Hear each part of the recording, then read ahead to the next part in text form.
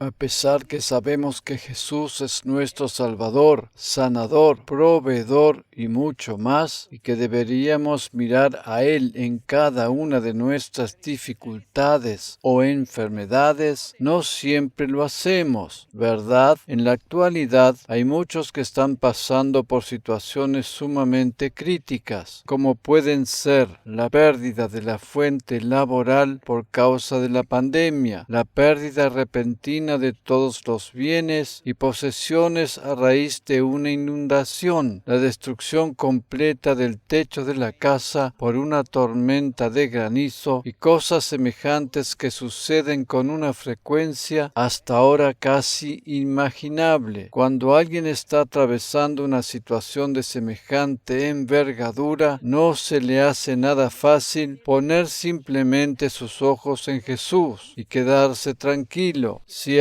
Sin embargo, es precisamente en los momentos de mayor dificultad cuando Dios desea que pongamos nuestros ojos en Él para otorgarnos la solución que necesitamos. Desde aquí y por medio del mensaje del Evangelio de la Gracia, deseamos animar a cada uno que esté atravesando una situación adversa y decirles que Dios tiene una salida precisa y personal para cada caso en particular. En la enseñanza del día de la fecha, y tal como lo venimos haciendo, vamos a considerar otro de los aspectos de la persona de Jesús, quien es nuestro refugio y sostén en los tiempos tan tenebrosos en que vivimos. En Juan 8:12 encontramos las palabras que Jesús les dijo a sus discípulos. Jesús les habló otra vez diciendo: Yo soy la luz del mundo. El que me sigue no andará en tinieblas, sino que tendrá la luz de la vida. Biblia de las Américas. Teniendo como base principal este pasaje, vamos a analizar en detalle el significado de estas palabras. Antiguamente, los capitanes de los barcos que navegaban en alta mar se orientaban por la luz de los faros o la posición de las estrellas. Naturalmente que hoy en día, especialmente para la generación más joven, esto es imposible de entender porque todos conocen el sistema de posicionamiento global, denominado GPS, de acuerdo a sus siglas en inglés. Sin embargo, cualquier navegante debe saber orientarse también por las luces en caso que la tecnología moderna llegue a fallar. Jesucristo, como la luz del mundo, brinda orientación al ser humano que anda en tinieblas. En 2 de Pedro capítulo 1 versículo 19 leemos: Y así tenemos la palabra profética más segura, a la cual hacéis bien en prestar atención, como a una lámpara que brilla en el lugar oscuro, hasta que el día despunte y el lucero de la mañana aparezca en vuestros corazones. De acuerdo al contexto de este pasaje, el apóstol Pedro está haciendo referencia a su experiencia cuando vio a Jesús en el monte de la Transfiguración. Él, quien fue testigo presencial del hecho, hace referencia a la Biblia como la palabra profética más segura que existe. Él nos está diciendo que podemos estar plenamente confiados en la palabra de Dios, la cual, por medio de su luz, nos brinda orientación en el lugar oscuro del mundo en que vivimos. Es interesante notar que la expresión "el lucero de la mañana" es una referencia directa a la persona de Jesús.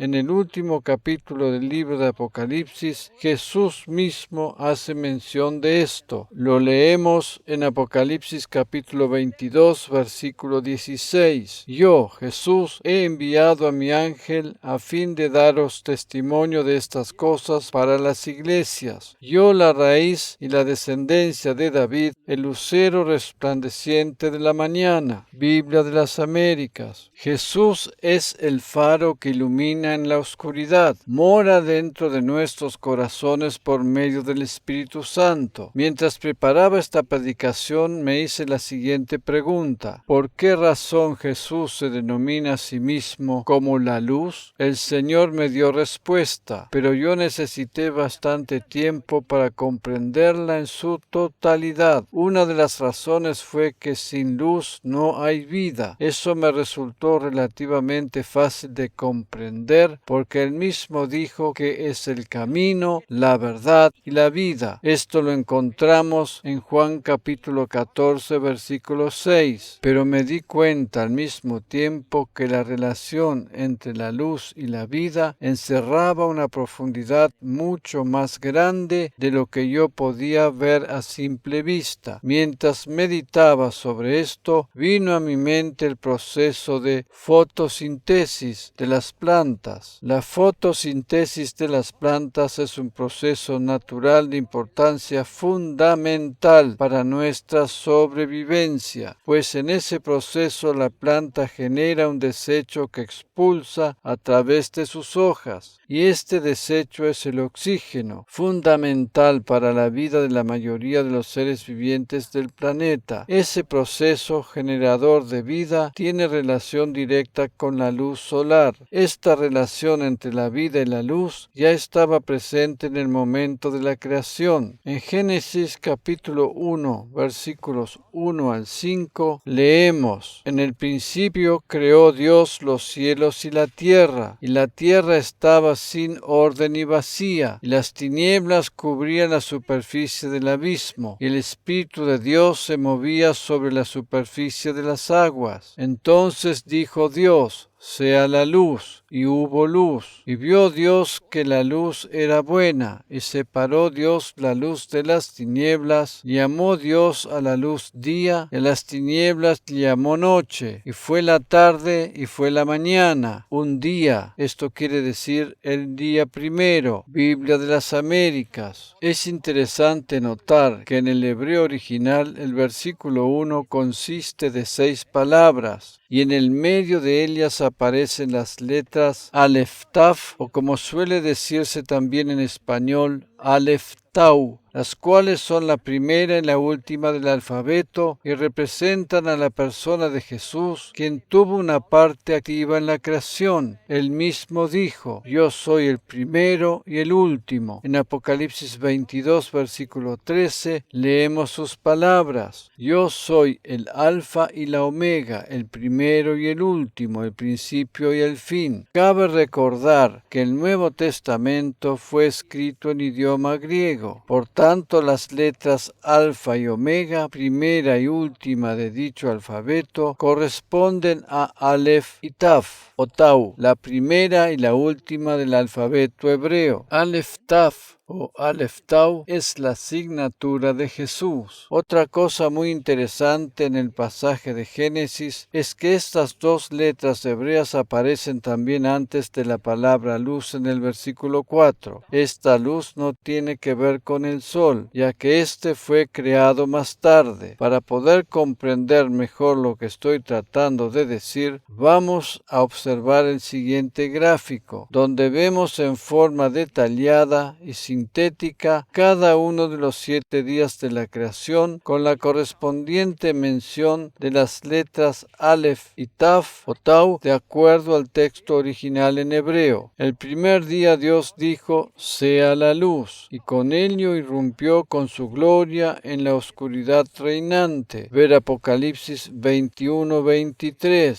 El segundo día Dios creó los cielos. El tercer día Dios creó la tierra y las plantas. El cuarto día Dios creó el sol, la luna y las estrellas. El quinto Dios creó los peces y las aves. El sexto día Dios creó los animales terrestres, así como también al ser humano según su propia semejanza. El séptimo día Dios descansó de su labor y vio que todo lo que había hecho era bueno y hermoso. Aquí queda reflejado reflejada la genialidad divina. Es como si Dios permitiese que su luz se hiciese presente primero en la tierra para luego empezar a llenarla de cosas creadas. Dios es el autor de la vida. La Biblia dice que Jesús es la luz del mundo y nosotros, como hijos de Dios, aceptamos esto por la fe, aunque con nuestros ojos naturales no vemos más allá de la luz del sol. Todo lo que Dios hizo fue creado para el ser humano y de hecho Él le entregó en sus manos la responsabilidad de administrarlo y disfrutarlo. La Biblia nos dice que Dios es luz y también nos corrobora que Él resplandece como la luz. En el libro de Apocalipsis, en relación al tiempo de la eternidad, después del milenio, cuando Dios creará cielo nuevo y tierra nueva, el apóstol Juan ve la nueva Jerusalén en una visión. Allí en el capítulo 21, versículos 10 y 11, leemos lo siguiente: El ángel me llevó por medio del Espíritu a lo alto de una montaña y me mostró la ciudad santa de Jerusalén, que bajaba del cielo, desde donde estaba Dios. La ciudad brillaba con la luz de Dios, parecía una piedra preciosa, un diamante, y era clara como un cristal. Versión Palabra de Dios para Todos. La luz de Dios equivale aquí a su gloria. En otras traducciones dice así: la presencia de Dios la hacía brillar, y su brillo era como el de una joya, como el de un diamante, transparente como el cristal. Biblia de lenguaje sencillo. En el mismo capítulo 21 del libro de Apocalipsis, en los versículos 23 y 24, leemos en la versión Palabra de Dios para Todos: la ciudad no necesita la luz del sol ni de la luna, porque el esplendor de Dios la ilumina y el Cordero es su lámpara. Las naciones vivirán a la luz que sale de la ciudad, y los reyes de la tierra le entregarán su gloria a ella. El Cordero es Jesucristo, y Él es la luz del mundo. Dios ilumina la nueva Jerusalén con su gloria. La Biblia misma hace referencia a algunas personas que tuvieron el privilegio de ver algún destello de esa gloria divina. En Mateo capítulo 17, versículos 1 y 2, leemos en la versión Biblia de las Américas: 6 días después, Jesús tomó consigo a Pedro, a Jacob y a Juan su hermano, y los llevó aparte a un monte alto, y se transfiguró delante de ellos, y su rostro resplandeció como el sol, y sus vestiduras se volvieron blancas como la luz. Saulo, quien más adelante llegó a ser el apóstol Pablo, en su camino a Damasco, también tuvo un encuentro con el resplandor de la luz divina. Ver Hechos capítulo 9. Más adelante el apóstol Pedro, quien ya había sido testigo presencial de la transfiguración de Jesús, habiendo sido puesto en prisión a causa de la predicación del Evangelio, volvió a tener un encuentro con la luz divina representada en un ángel que iluminó la oscura celda donde se encontraba. Ver Hechos capítulo 12. La luz divina está estrechamente ligada a la vida. En Juan capítulo 1, versículos 4 y 5, leemos en la versión Biblia de las Américas: en Él, o sea, en Jesús, estaba la vida, y la vida era la luz de los hombres, y la luz brilla en las tinieblas, y las tinieblas no la comprendieron. Personalmente encuentro muy interesante la última frase del versículo 5. Las tinieblas no pueden comprender la luz de Jesús. En Juan capítulo 12, versículo 46, leemos sus palabras: yo, la luz, he venido al mundo, para que todo el que cree en mí no permanezca en tinieblas. Biblia de las Américas. Jesús vino a este mundo para presentar a su Padre y traer su luz a un mundo que estaba en tinieblas. Todo aquel que le recibe como Salvador personal recibe también su luz y es hecho hijo de Dios. justificado delante del Padre, con libre acceso ante su trono de gracia. Amén. El mundo en el cual vivimos se torna cada vez más oscuro, pero Él nos prometió su ayuda y compañía hasta el momento en que regrese a buscarnos. En Romanos capítulo 13, versículo 12 leemos: La noche está muy avanzada y el día está cerca. Por tanto, desechemos las obras de las tinieblas y vistámonos con las armas de la luz. Biblia de las Américas. El apóstol Pablo, quien nos habla de la armadura de la fe en el libro de los Efesios, también nos dice aquí que contamos con una arma poderosa, la cual es la luz de Dios. En el versículo 14 nos sigue diciendo: Antes bien, vestíos del Señor Jesucristo, y no penséis en proveer para las lujurias de la carne. Biblia de las Américas. Pablo nos aclara que esa luz es nuestro Señor Jesucristo. Cuando quitamos los ojos de las cosas de este mundo y los ponemos en Jesús y en su obra redentora en la cruz a nuestro favor, tenemos todo lo que necesitamos.